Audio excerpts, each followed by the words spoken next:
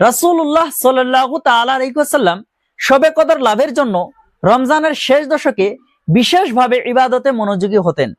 হাদিসে উল্লেখ আছে, আন আয়েশা রাদিয়াল্লাহু তাআলা আনহা ক্বালাত কানা নবিয়্যু সাল্লাল্লাহু তাআলা আলাইহি ওয়াসাল্লাম ইযা দাখালাল আশরু শাদ্দা মিজারাহ ওয়া আহয়া লাইলাহ ওয়া ইয়াকাযা আহলাহ। হযরতে আয়েশা রাদিয়াল্লাহু তাআলা আনহা থেকে বর্ণিত, তিনি বলেন, রমজানের শেষ দশক শুরু হলে রাসূলুল্লাহ সাল্লাল্লাহু তাআলা আলাইহি ওয়াসাল্লাম ইবাদতে অত্যন্ত বেশি মনোযোগী হয়ে রাত জেগে ইবাদত করতেন এবং তিনার পরিবারকে জাগাতেন। এছাড়াও রাসূলুল্লাহ সাল্লাল্লাহু তাআলা আলাইহি ওয়াসাল্লাম বলেছেন, মা ক্বামা লাইলাতুল কদরি ঈমানান ওয়া ইহতিসাবান গুফিরা লাহু মা তাকাদ্দামা মিন যামবিহি।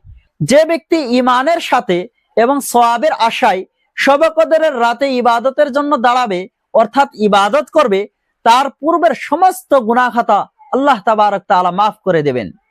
অতএব আমাদেরও উচিত এই মহান রাতকে যথাযথভাবে কাজে লাগানো এবং আল্লাহ তাআলার রহমত, মাগফিরাত ও নেজাত লাভের জন্য চেষ্টা করা।